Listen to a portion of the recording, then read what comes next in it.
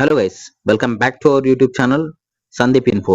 ఇవాళ ఈ వీడియోలో వచ్చేసి మనమైతే ఎయిత్ పే కమిషన్ గురించి అయితే మనము ఇవాళ ఈ వీడియోలో అయితే డిస్కస్ చేసుకోబోతున్నాం. ఈ ఎయిత్ పే కమిషన్ అనేది ఎవరెవరికి వర్తిస్తుంది, ఎయిత్ పే కమిషన్ అనేది ఎప్పుడు స్టార్ట్ అవుతుంది, ఏ ఎంప్లాయీస్ కి బెనిఫిట్ అనేది ఉంటుంది, అన్ని క్లియర్ గా ఈ వీడియోలో అయితే మనం అయితే డిస్కస్ చేసుకుందాం.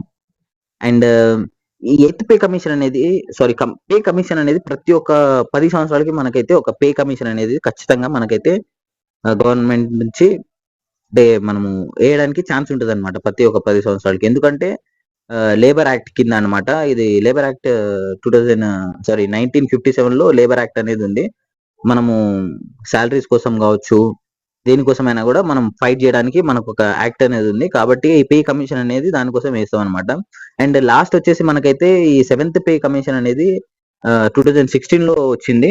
సో ఇప్పుడు మళ్ళీ 2026లో జనవరి నుంచి స్టార్ట్ అయింది. సో 10 ఇయర్స్ అనమాట gap. So eighth pay commission అనేది ఈ ఎంపీ నుంచి భువనేశ్వర్ కలి గారు అయితే కొన్ని క్వశ్చన్స్ అయితే అడగడం జరిగింది అనమాట. ఏమని అడిగారంటే భువనేశ్వర్ కలి గారు, గవర్నమెంట్ ఎయిత్ సిపిసి నుంచి ఏమైనా ప్రపోజల్ తీసుకున్నారా, అంటే ఏమైనా అంటే డిసిజన్ తీసుకున్నారా లేదా, దీంట్లో మీరు స్ట్రైక్ హోల్డర్స్ ని కూడా ఈ కమిషన్ లో ఇన్వాల్వ్ చేస్తున్నారా, ఒకవేళ ఇన్వాల్వ్ చేయకుంటే ఎందుకు, అండ్ రీజన్స్ అదంతా మెన్షన్ చేయమన్నారు. సో వాళ్ళు మనకైతే రిప్లై ఇవ్వడం ఫినాన్స్ అదే మనకు ఫినాన్స్ మినిస్ట్రీ నుంచి క్లియర్ గా వాళ్ళైతే ఒక ఆన్సర్ అయితే క్లియర్ గా చెప్పడం జరిగింది.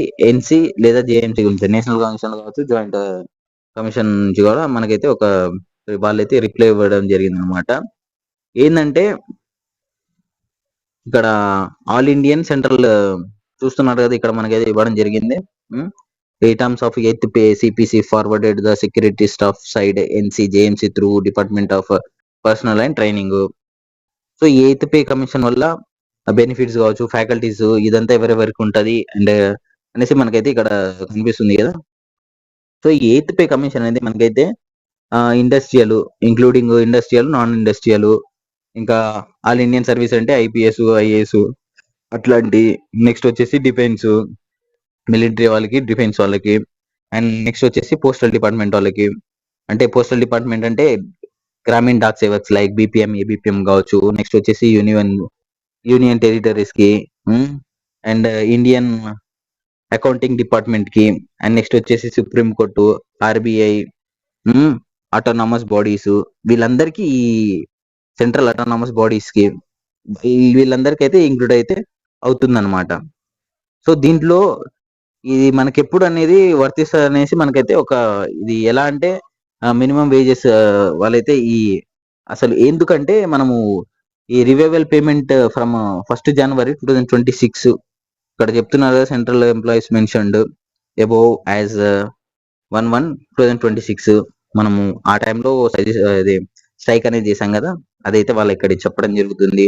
ఈ పే కమిషన్ లో మనకి చూస్తున్నారు కదా, ఇందాక చెప్పాను కదా, 15th ఇండియన్ లేబర్ కన్ఫర్మేషన్ 1957, దాని నుంచి మనమైతే రిక్వెస్ట్ చేసుకోవచ్చు అనమాట. అండ్ నెక్స్ట్ వచ్చేసి మనకు హై రిస్క్ తీసుకునే వాళ్ళు, రైల్వేస్ కావచ్చు, డిఫెన్స్ కావచ్చు, వాళ్ళకు కూడా అలవెన్స్ అనేది ప్రొవైడ్ చేయాలని. నెక్స్ట్ వచ్చేసి ఫినాన్స్ మినిస్ట్రీ చెప్పింది ఏంటంటే ఇన్పుట్ ఏమని ఇచ్చిందంటే స్ట్రైక్ హోల్డర్స్ నుంచి కలెక్షన్, అదే వాళ్ళు మినిస్ట్రీ ఆఫ్ డిఫెన్స్ కావచ్చు, మినిస్ట్రీ ఆఫ్ హోమ్ అఫైర్స్ కావచ్చు, డిఓపిటి నుంచి కావచ్చు, స్టేట్ గవర్నమెంట్ ని కూడా దీంట్లో అయితే ఇన్వాల్వ్ చేయడం జరిగింది. అండ్ నెక్స్ట్ వచ్చేసి చూస్తున్నారు కదా, ఇక్కడ ఏ విధంగా అంటే లెవెల్ పే నుంచి లెవెల్ 1 నుంచి లెవెల్ 2కి, లెవెల్ 3 నుంచి లెవెల్ 4కి, ఆ విధంగా మనకైతే శాలరీస్ అనేది ఇంక్రిమెంట్ అనేది ఉంటది. సో ఇక్కడ ప్రాసెస్ ఆల్రెడీ స్టార్ట్ అయింది, బట్ అఫీషియల్ గా అయితే 8th పే కమిషన్స్ అనౌన్స్ చేయలేదు. ప్రాబబిలిటీ అయితే 2024-25 లోనే ఎండ్ లో కమిషన్ అనేది కన్సల్ట్ చేయొచ్చు. బట్ అండ్ నెక్స్ట్ వచ్చేసి ఏంటంటే, so friends, 8th pay commission వల్ల లాక్స్ ఆఫ్ ఎంప్లాయీస్ కి శాలరీస్ అనేది, పెన్షన్స్ కావచ్చు, బెనిఫిట్స్ కావచ్చు, మేజర్ చేంజెస్ అనేది అయితే ఖచ్చితంగా అయితే hope the government soon announce it officially. మనకైతే గవర్నమెంట్ నుంచి వాళ్ళైతే ఖచ్చితంగా అఫీషియల్‌గా అయితే అనౌన్స్ అనేది చేస్తారు గైస్. సో మన నెక్స్ట్ వచ్చేసి ఏందంటే ఇంకా మీరు సెంట్రల్ ఎంప్లాయీస్ అయితే ఈ వీడియోని అయితే ఖచ్చితంగా మీ ఫ్రెండ్స్‌కి షేర్ చేయండి, లైక్ చేయండి. అప్డేట్స్ కోసం మన ఛానెల్‌ని అయితే సబ్స్క్రైబ్ చేసుకోండి. Thank you for watching this video. Stay tune.